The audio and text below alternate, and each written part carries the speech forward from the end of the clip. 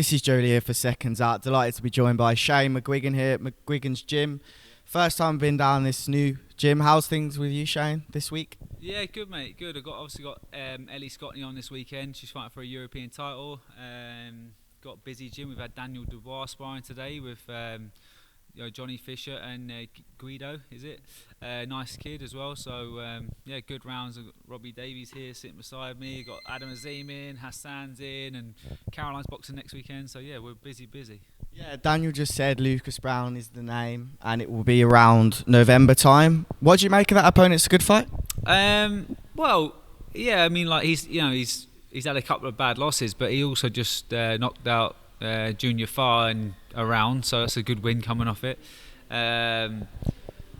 It's a tough one with the heavyweight division. You know, you've got to try and get credible names and stuff, but everyone wants to wait out on the big fights.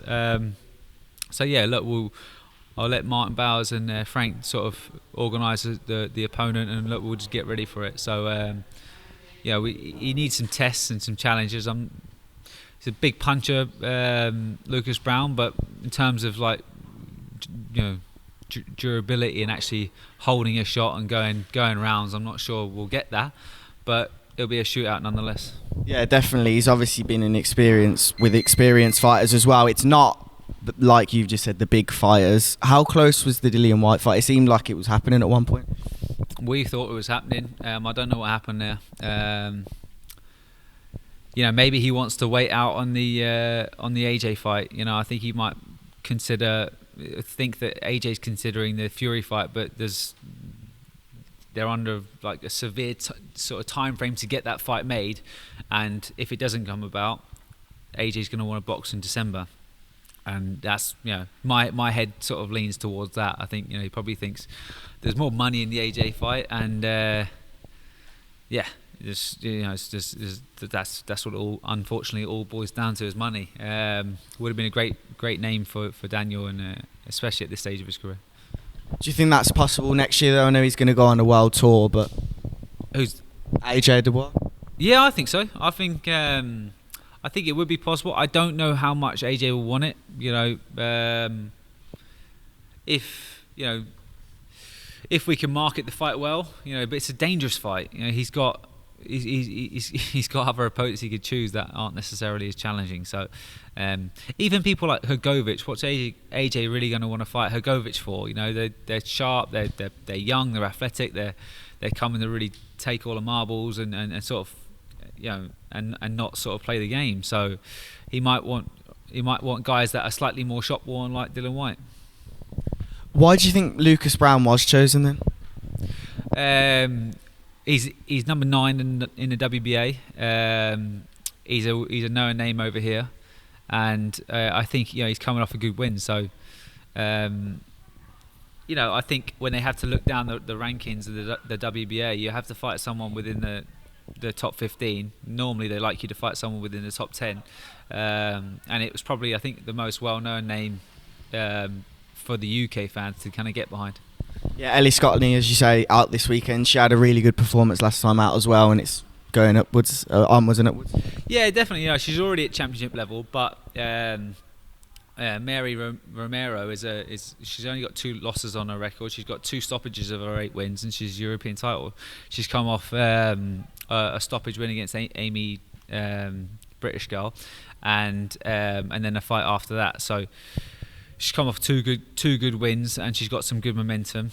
So, you know, Ellie's gonna have to be on her game, and unfortunately, like with that sort of style that this girl brings, it's very messy. You know, so it's up to us to create space and to try and keep it as clean as possible, and make sure we don't get dragged into a physical fight, because that's only really Mary Romero's chance of winning, in my opinion, if she stands off and gets outboxed by Ellie. So she'll probably try and stick it on, which is going to be a good fight, and on a fantastic card as well. So we're happy about it. Yeah, it's a great card. Obviously, recently in the last kind of hour, it's broke. Ben's failed his drug test for clomifene. I don't know, I'm not a drug expert, but it's on the banned substance list.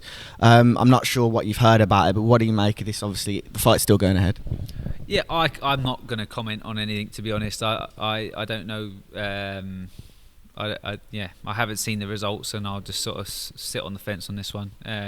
Never a good thing for boxing though to fail drug tests, but yeah, you can't start pointing fingers and stuff if. Everyone pointed the finger at Dylan White for years. They've pointed the finger at Tyson Fury, but then it was the Dylan White, the B sample didn't come up, and so just sit and let it play its course, really. If you were Chris, would you continue to fight? Obviously, there's a lot involved, a lot of time invested in this. There's a lot of money at stake. Yeah, 4 million, I think it is for Chris Eubank Jr. So, in my opinion, I would, because you'd be fighting a welterweight that's coming up from welterweight, 2 weight divisions to fight you for double, maybe 4 times the money that you're going to get even to box someone like Charlo, which is a fucking hard fight. Physically, a big lad, he's about 5'11", 6 foot, punchy with either hand, tough, can take a shot. Yes, I'd take the fight if I was him. And off that topic, what I would do is I would say, all right, now I'm not going to do the rehydration clause. I'm going to weigh in at 157. I'm going to go in whatever weight I want to be at. That's fair. What do you make off that topic of the weight issues and just the fight in general? Do you think it is more beneficial to Chris because he's still the heavier man and he's still got a good chin?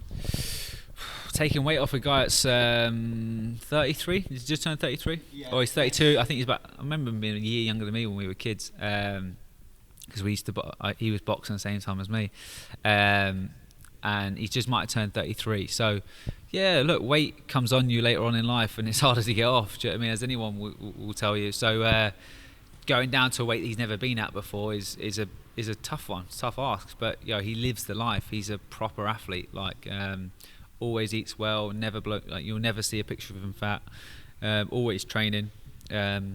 So if anyone's going to be able to do the weight, it will be him. But it does take away punch resistance getting to a weight that you're not comfortable at. So that is a great sort of asset for Ben to sort of to lean on, because drawing him down, if they'd drawn him down to 158, it would have just been that little bit more comfortable. But bringing him down to 157. And I think they've got an 8-pound rehydration clause by 11 o'clock, I think it is, the following morning. So he'll have to be 165 the following day, which is 75 kilos, the weight that he boxes as an amateur. So literally, when you're an amateur, you weigh in at about 11 o'clock in the morning, 10 or 11, and you box that night. So it's effectively just what he used to do as an amateur. But it won't be, it might play a factor, but I'm not sure because of his professionalism. Do you have a prediction, Joe? I like both. I like both styles. I like Conor Benn a lot more as a person, and I think, I would love for him to win, but I just think the size, and the quality that Eubank has boxed at. He's boxed James DeGale. He's beaten him. He's lost narrowly to Billy Joe Saunders. He lost to George Groves.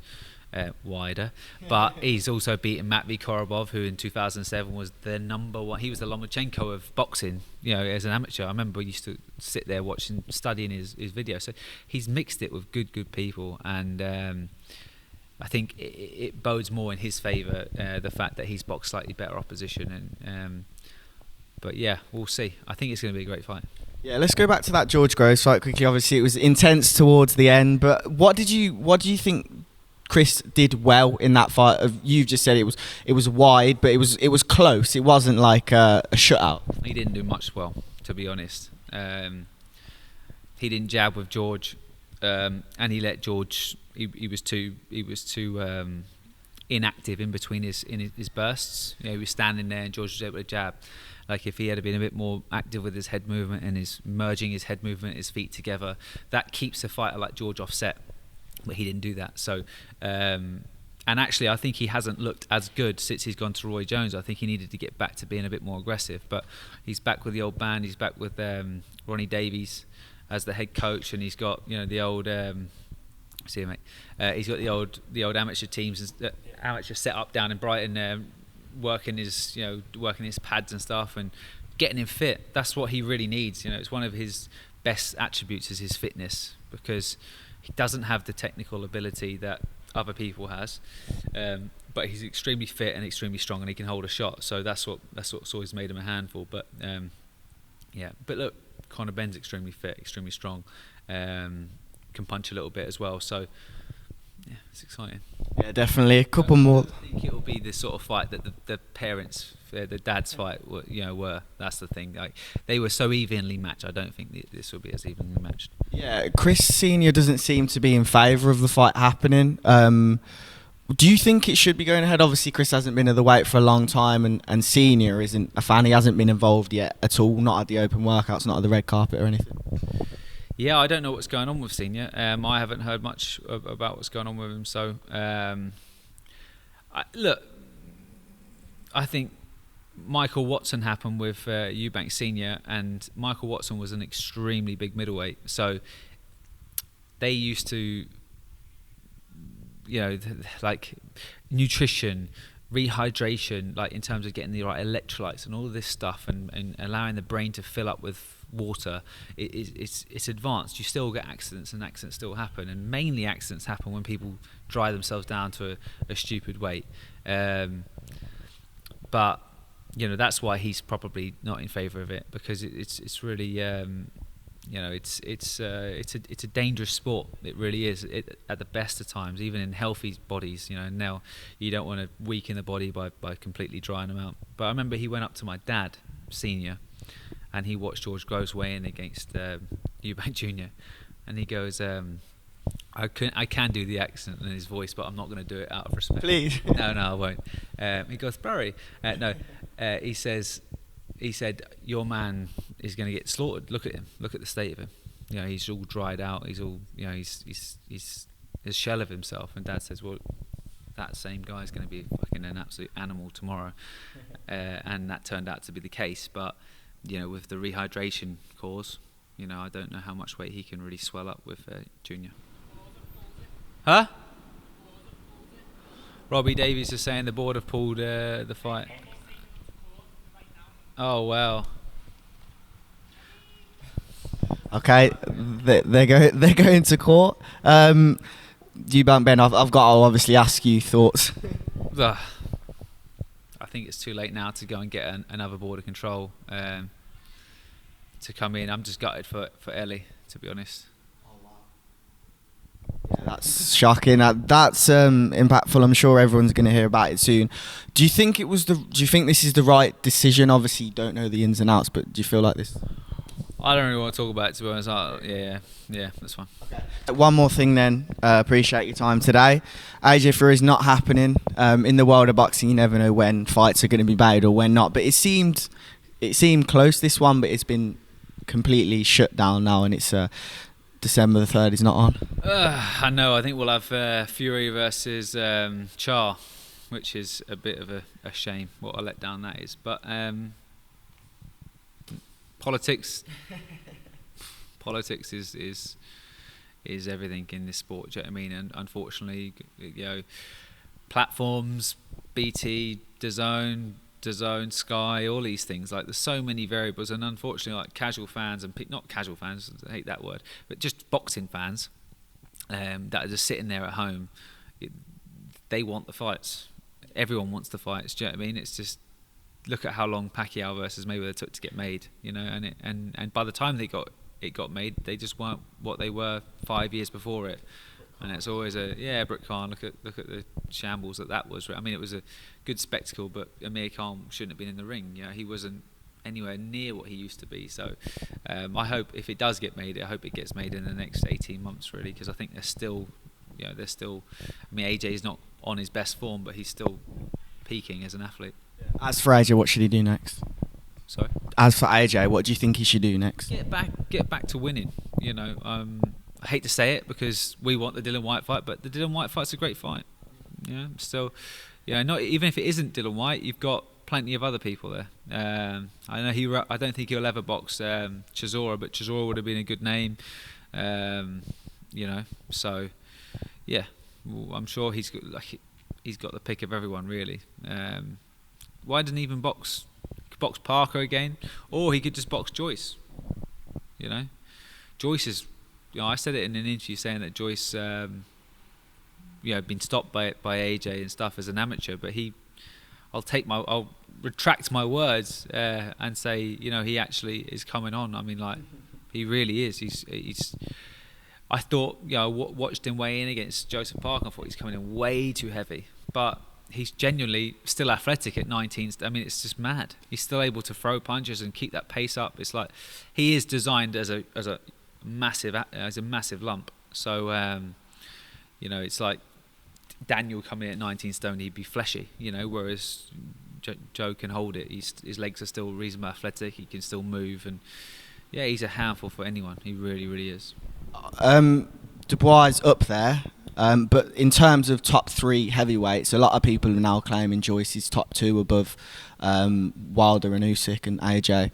Would you say Joyce is top 2 at the moment? I mean, look, you've got to go off form. Tyson Fury, Usyk, and the most credible wins after that, is AJ in my opinion. Joyce has stopped Takam. AJ took a lot longer to stop Takam, but he was slightly fresher.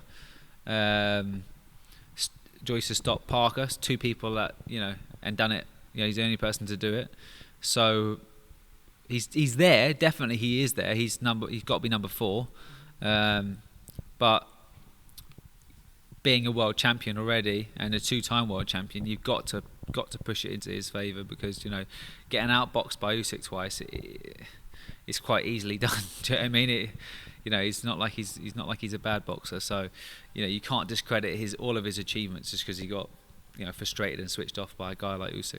Yeah. Okay, I should have done this the other way around, but just to end off with the what's next for the people in the gym, I was going to speak to Robbie, but he's just gone now. Ellie, we're not sure, but the rest of the guys?